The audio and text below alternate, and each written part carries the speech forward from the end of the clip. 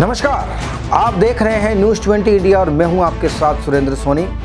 आज पूरा हिंदुस्तान 1971 के स्वर्णिम विजय दिवस के रूप में आज हर्षोल्लास के साथ मना रहा है। सबसे खुशी की बात यह है कि मैं उन वीर जवानों के हौसला अफजाई के लेकर के मैं कुछ 4 पंक्तियां हमारे वीर जवानों को समर्पित करना चाहता हूं कि हिमालय से ऊंचा साहस उसका, सर जो किसी के आगे न झुका, मातृभूमि के खातिर किया समर्पण, ऐसे वीरों को हमारा शत शत नमन। आज पूरा हिंदुस्तान जो है वो 1971 के स्वर्णिम विजय दिवस के रूप में मना रहा है। इस वक्त हम राजस्थान के बांसवाड़ा जिला मुख्यालय पर मौजूद हैं और इस वक्त 3 दिसंबर 1971 से लेकर के 16 दिसंबर 1971 के बीच में जो युद्ध का एक आगाज हुआ था, एक बड़ी घोषणा हुई थी, उसी युद्ध स्तर को अगर हम देखें तो आज हमारे साथ एक ऐसे प्रत्यक्षदर्शी बांसवाड़ा में हमारे साथ इस वक्त चैनल के साथ जुड़े हुए हैं। हम उनका भी रुख करवाएंगे, लेकिन उससे पहले जो हमारे प्रत्यक्षदर्शी हैं जिनका हम ये कह सकते हैं कि उस वक्त उस दौरान उन्होंने उस वक्त जो है वो काफ़ी कुछ देखा भी है, हमारे साथ जुड़ चुके हैं हरिप्रसाद कुलश्रेष्ठ, जो कि उस वक्त के एक प्रत्यक्षदर्शी थे। उन्होंने कुछ ऐसे अनुभव देखे थे, ऐसी कुछ घटनाएं थी जो उनके जीवन में आज भी कहीं न कहीं एक बड़ी स्मृति के रूप में बनी हुई है। सबसे पहले हरिप्रसाद कुलश्रेष्ठ जी, आपका न्यूज़ 20 इंडिया चैनल में बहुत बहुत स्वागत है। धन्यवाद। कुलश्रेष्ठ जी, आप 1971 के एक सबसे बड़े जिसको हम कह सकते हैं कि पार्ट भी रहे हैं, आप एक हिस्सा भी रहे हैं। 1971 का जो 3 दिसंबर से लेकर के 16 दिसंबर के बीच में जो युद्ध की घोषणा हुई थी, उस वक्त क्या आपकी अहम भूमिका थी? आप उस वक्त क्या देख रहे थे? क्या आपका सहयोग रहा? 1971 के उस समय मैं अपनी उम्र के कारण इस लायक था कि मैं इस तरह की क्रियाशील या देश की प्रगति की या देश की चैलेंजेस को एंजॉय कर सकूं। और उसी में मैंने अपने सहयोगियों के साथ, क्योंकि मैं चंबल परियोजना में काम करता था। चंबल परियोजना राजस्थान की एक बहुत बड़ी प्रोजेक्ट थी, जो कि हर तरह से हर समर्थ लोगों की एक संगठन था। इंजीनियर्स थे, वहाँ बड़े बड़े वर्कर्स थे, लेबर्स थी। तो मैंने इसका जब लड़ाई का आगाज़ हुआ, उस आगाज़ को एक बहुत बड़ी मेमोरी के तौर पर संजोया और मैंने उसको अपने कानों से उन जहाज़ों को उड़ते देखा, उनकी आवाज़ों को सुना, जो हमारे भारतीय जवानों ने अपनी रक्षा के लिए और अपने बांग्लादेश के क्रिएशन के लिए जी जान से समय निकाला। उसकी भावनाओं को प्रेरित करने के लिए और अच्छे से अच्छे लोगों से संपर्क करके हम लोगों ने, क्योंकि वहाँ पर हमारे पास एक केंद्रीय बिंदु कोटा जंक्शन का स्टेशन हुआ करता था, तो वहाँ पर हमने एक कैंटीन लगाने का प्रयास किया और उसको कैंटीन को लगा कर सारे अधिकारी और कर्मचारियों ने बहुत 24 आवर्स उस कैंटीन को रन किया। हम लोग चलती गाड़ियों को रोक के जवानों को चाय नाश्ता सारा कुछ, इवन सोते से डिब्बों के अंदर भी पहुंचाते थे। वहाँ पर हम कैंटीन के अंदर सारे जवानों को सारी सुविधाएं राउंड द क्लॉक हमने उपलब्ध कराई। वहाँ की जो परिवार चंबल परियोजना के लोग थे, जिनकी महिलाएं खुद कैंटीन पर खड़े होकर चाय सर्विस करती थी, और वहाँ पर एक गार्ड ट्रेनिंग सेंटर था। उस गार्ड ट्रेनिंग सेंटर में 1000 जवान रहता था। वो जवान जहाँ हम मूव करते थे तो हम उनसे सम्मानपूर्वक उनको एक खुशहाली के लिए हमेशा से प्रयासरत रहते थे और उनको अच्छे से ऐसा उत्साह प्रदान करने की हमारी जो सोच थी वो कामयाब हुई। और वो हमने लगातार 16 तारीख तक, जब तक कि हमको भारतवर्ष के झंडा फहराने की या 53,000 पाकिस्तानी सैनिकों के सरेंडर करने की सूचना आई, वो जश्न अलग माहौल था। सारे स्टेशन पर हम लोग सब इकट्ठा थे। सब लोग जो ना सब एक भगवान को प्रार्थना कर रहे थे कि आज हमको इतना बड़ा स्वर्णिम अवसर दिलाया है। ये ज़िंदगी के त्यौहार और ज़िंदगी एक मेरे लिए एक बहुत कहानी है, सौभाग्य से। हरि प्रसाद जी, मेरा आपसे सवाल ये भी रहेगा कि जिस तरीके से आपने वो देखा कि वहाँ से जवान निकल रहे हैं, तो इन जवानों में कैसा उत्साह था? जवानों के अंदर उस ज़माने पर जो लोग जा रहे थे उनके अंदर फुल ब्लूम था, और वो सब जो है ना अपनी त्याग की भावना से इतर लोग थे। जब हम लोगों के संपर्क में आते थे तो हम लोग सब उनको बहुत खुशी के साथ उनका अभिनंदन करते थे, और वो हमको टाटा करते हुए निकलते थे।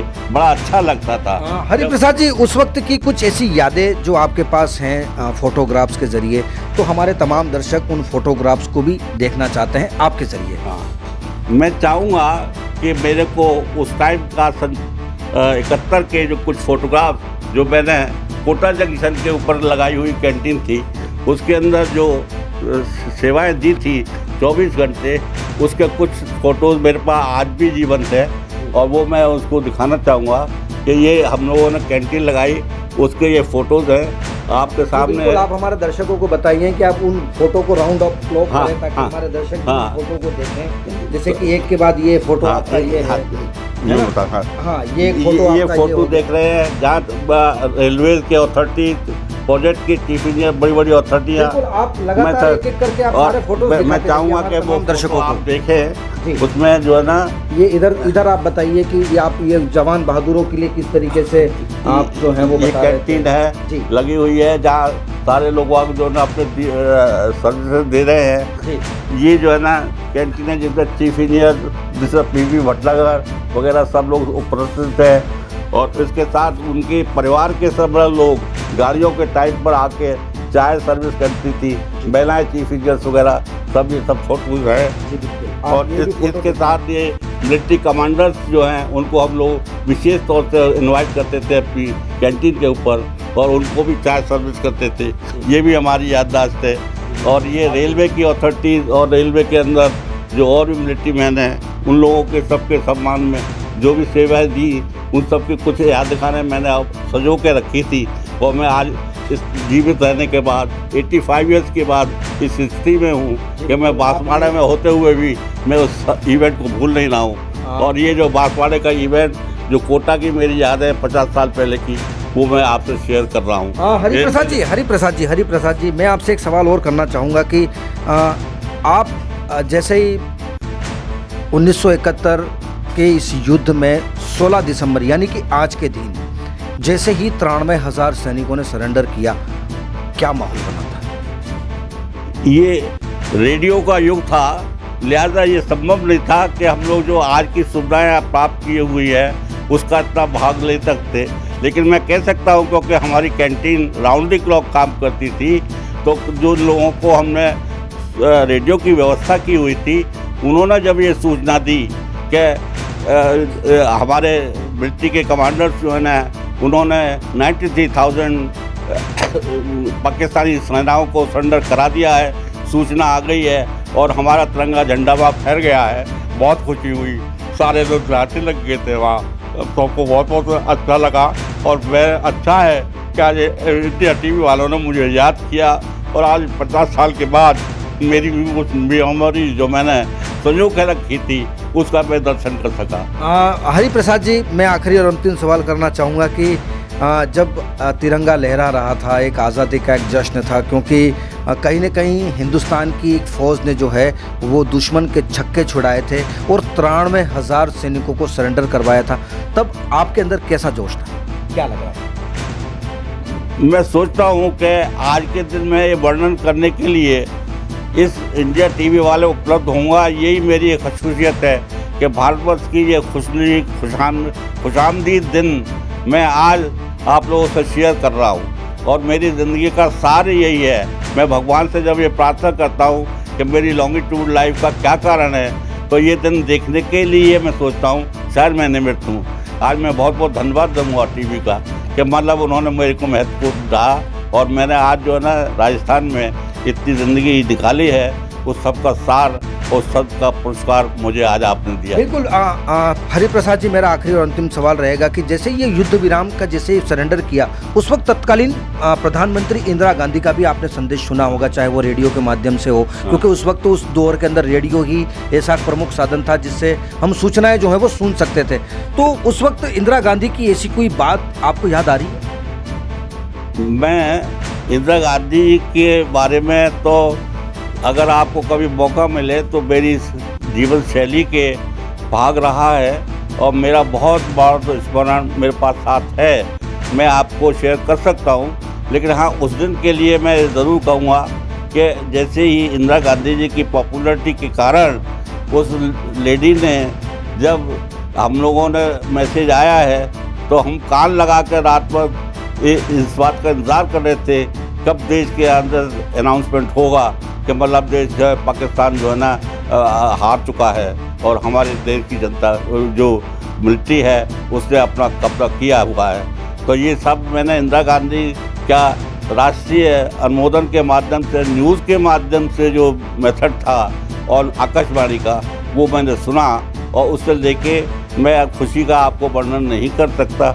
ये ऐसी चीज़ें हैं जो भीतर से उभर के आती हैं और देशभक्ति के लिए वही हमारी संजोई प्रॉपर्टी है जो हम कभी कभी आपको वर्णन कर सकते हैं। बिल्कुल हरिप्रसाद जी, जिस तरीके से आपने ये बताया कि 1971 का जो युद्ध था वो कहीं न कहीं एक बड़े पैमाने पर एक हिंदुस्तान के इतिहास के पन्नों पर आज स्वर्णिम अक्षरों में भी लिखा गया है। हमारी सेना जो थी वो लगातार हौसला अफजाई कर रही थी, क्योंकि कहीं न कहीं उस वक्त संसाधन भी काफ़ी कम थे। कम संसाधनों में आज की बनिस्बत क्या स्थिति है, क्योंकि वर्तमान स्थिति अलग है, उस टाइम की स्थिति अलग थी। इसके बाद भी हमारे हिंदुस्तान की सेना ने दुश्मनों के छक्के छुड़ाए। तो वर्तमान स्थिति में क्या देखते हैं? इस वक्त हमारी आर्मी कहीं न कहीं एक बड़ी मजबूत स्थिति है। भारतवर्ष की सेना का अगर प्रदर्शन बांग्लादेश प्रदर्शन के रूप में जो हुआ है वो रेयर मैं मानता हूँ, क्योंकि अभी हम लोग रेसिप्रोकल कैजुअलिटी से ज़्यादा भिड़े हुए हैं। आज हम ये दिखाना चाहते हैं कि हम आगे हैं और दुश्मन पीछे है, लेकिन उस टाइम पे हमने इस बात को एक प्रश्न चिन्ह लगा दिया कि इतनी तो विश्व में कई सेना ने सरेंडर नहीं किया और भारतवर्ष ने एक जनहित का कार्य किया है।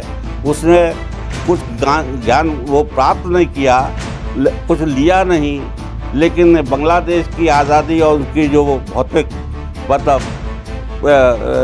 यह कहना चाहिए कि उनका जो राइट था, जिसके अंदर उनके साथ चीटिंग हो रहा था पाकिस्तान के द्वारा, उसके लिए भी हमने परोपकार की भावना को निभाते हुए उस पाकिस्तान को जो ना बांग्लादेश बनाया और आज़ाद कराया और वो चिरस्मरणीय है। बिल्कुल, निश्चित तौर पर हरिप्रसाद जी, कहीं न कहीं आपकी तमाम स्मृतियां जो हैं वो आज हमारे तमाम दर्शक लाइव के ज़रिए सुन रहे हैं, देख रहे हैं कि आप इस वक्त किस आपकी जो जिसको हम कह सकते हैं कि आपकी जो यादें थी वो कहीं न कहीं आज फिर से इस स्वर्णिम दिवस के रूप में तरोताज़ा हुई है। तमाम जानकारी शेयर करने के लिए हरिप्रसाद जी आपका बहुत बहुत धन्यवाद। फिर हाजिर होंगे ऐसे ही कुछ वीर गाथा से जुड़ी हुई तमाम ऐसी दिलचस्प तस्वीरों को लेकर। तब तक आप दीजिए इजाज़त। नमस्कार।